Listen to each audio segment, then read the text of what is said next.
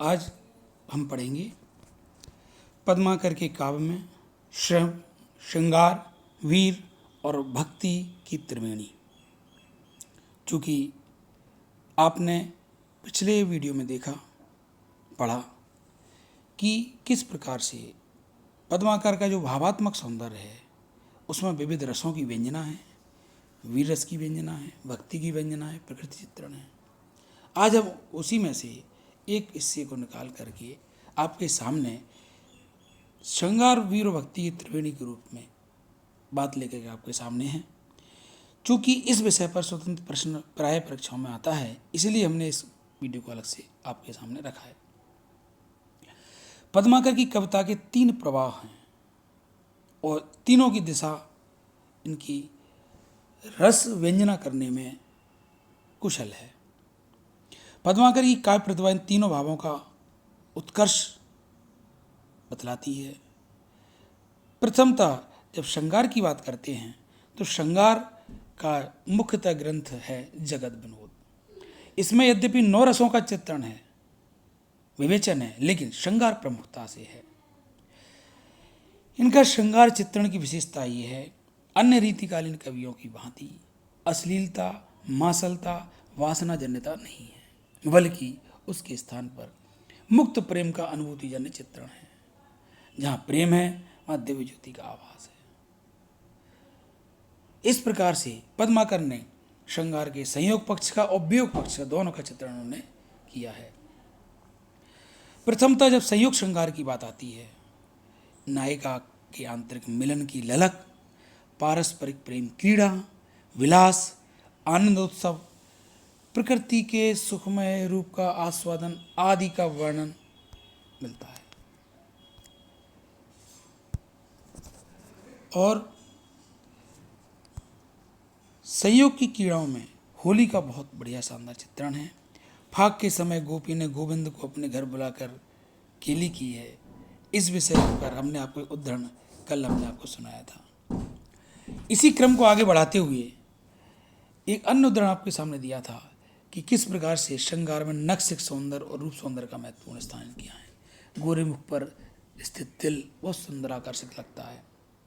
और तो और प्रेम की क्रीड़ाओं में प्रियतम के साथ झूले झूलने का वर्णन बहुत शानदार इनके यहाँ, जो गोपियाँ और किशोरी के साथ ब्रज में झूला झूलते हैं, उसका चित्रण किया मिलता है। बात करते हैं वियोग श्रृंगार की। विरहिणी नायिका के मनोभावों का सूक्ष्म चित्रण यहाँ पर है। प्रकृति वियोगिनी के लिए विविध रूप लेकर के जब हाजिर होती है तो उसको कष्ट होता है, पीड़ा होती है।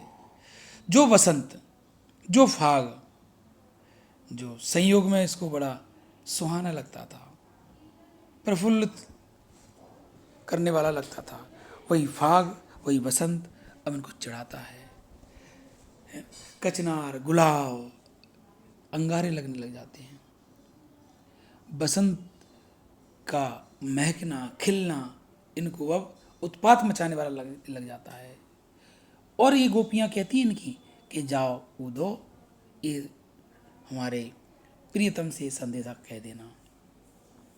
बरसात भी कैसी लगती है, अंग अंग को झुलसाने वाली लगती है। ये वियोग में ऐसा होता है। अब इनके साथ में वीर रस का चित्रण जो इनका है दूसरा भाग, कि वीर रस का उद्रेक इनकी कृति है हिम्मत बहादुर बिरदावली। इस काव्य में युद्धवीर, दानवीर, धर्मवीर, दयावीर इत्यादि अनेक उदाहरण से मिलते हैं। वो चित्रण जब युद्धवीर की बात आती है, हिम्मत बहादुर बिरदावली में युद्ध का वर्णन, बड़ा चित्रात्मक वर्णन मिलता है।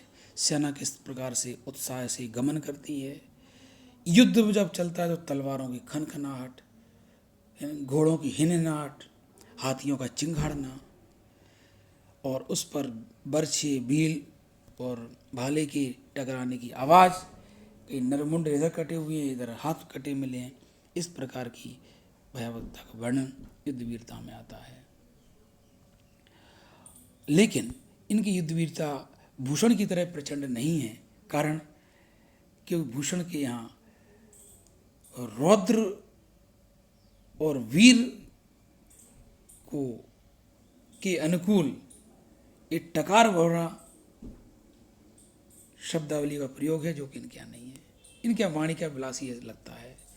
विश्वनाथ प्रसाद मिश्र ने इनके बारे में कहा है कि वीर रस में केवल बंदूक तोपों की धड़धड़ाहट, भड़बड़ाहट, तलवारों की चमाचम के सिवाय कुछ नहीं दिखाई पड़ता। पद्माकर के वीर काव्य इसी प्रकार के हैं और इनकी शब्दावली कहीं कहीं कोमलकांत पदावली है युक्त वीर रस में, जो कि उचित नहीं है। धर्मवीर की बात की जाती है तो इनके जो भी शासक के उनकी धर्मप्रियता और धर्म के साथ साथ दया और दान, इस पर इन्होंने बहुत ध्यान दिया। अपने आश्रयदाता की सारे गुणों का वर्णन उन्होंने किया है। वो धर्मवीर भी है, दया भी है, दान भी है। और एक इन्होंने बात जब की है मराठे जो रघुनाथ राव के साथ रही गई, तो वो तो अपना सब कुछ जो आए सब वो खाली हाथ नहीं लौटाते थे और हाथियों को दान देने का तो उनको बड़ा चाव था, उनको पसंद करते थे। तो एक बार को तो अतिशयोक्तिपूर्ण वर्णन में कवि ने कर दिया है, पद्माकर ने, कि पार्वती अपने गजमुख गणेश को गोद से नहीं उतारती है, क्योंकि उसे शंका बनी रहती है कि कहीं रघुनाथ राव अपने दान के उत्साह में मेरे पुत्र को ही दान बना दे दे। मैं जो गणेश जी का मुख पर हाथी का चेहरा है ना ये। और कवि आश्रय दाता जय सिंह की दानवीरता के बारे में भी बात करते हैं। अब बात करते हैं भक्ति भावना। इनकी भक्ति भावना सगुण उपासक है, माधुर्य परक भक्ति है। सगुण उपासक में भगवान शंकर, भगवान राम और भगवान कृष्ण का वर्णन इन्होंने किया है। शंकर के दयालु रूप, राम को रिझाने के लिए, और कृष्ण की बालीला, तीनों अलग अलग। चौथा गंगा स्तवन, गंगा मैया का उन्होंने अलग से बहुत बेजोड़ और गजब के पद इनके प्राप्त हैं। अगला है वैराग्य भाव वर्णन। वैराग्य का वर्णन इनके यहाँ भी कहती है, पांचों इंद्रियों छठे मन के द्वारा ये जीव ये चारों गतियों में रुल रहा है। इसको है ना, ये जो चेतना है, आत्मा है, ये आत्मा राजा है। और इस प्रकार से सारे स्वप्न इंद्रिय के भोग मधुर विषम लावण्यमयी कंचन काया, यह सब कुछ जड़ की क्रीड़ा है, मैं अब तक जान नहीं पाया। मैं भूल स्वयं के वैभव को पर ममता में अटकाया हूँ। इस प्रकार की बात उन्होंने पद्माकर ने कही है वैराग्य। अब जब भगवान शंकर की बात करते हैं तो इनके शंकर बहुत उदार हैं, कल्याणकारी हैं। भगवान राम की बात जब करते हैं तो इनके जो राम हैं वो राम कैसे अधम उदाहरण है, पतित पावन है। अपने अवगुण पापों को भगवान राम के सामने रख देते हैं। कहते हैं, जादिन प्रयोगो काम जम के जसु सनसो, तादिन त्यारे काम राम नाम आए है। नी को निर्दोष नाम राम रघुरैया को, गायो राम नाम अब गायबो कहो। इस प्रकार से रेन दिन आठो जाम राम राम राम राम सीताराम सीताराम सीताराम कहिए। इस प्रकार से राम का वर्णन किया है। कृष्ण का वर्णन करते करते कृष्ण की बालीला का ही वर्णन है।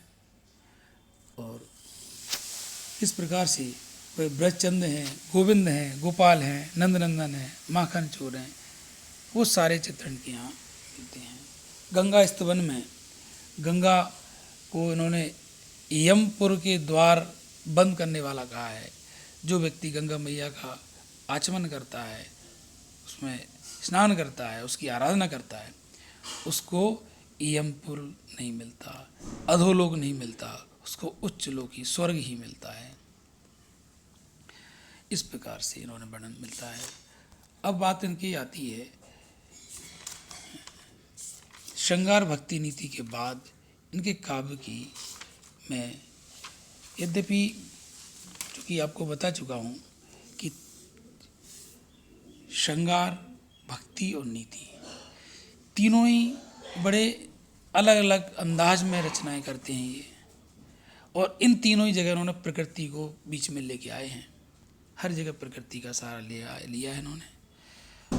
और निष्कर्ष के तौर से, सारांश के तौर से कह सकते हैं कि पद्माकर का काव्य व्यापक, मनोहर, कोमल, वीरसपूर्ण है ना, और इनकी लेखनी ने प्रकृति के अतिशयोक्ति वर्णन भी इनमें है।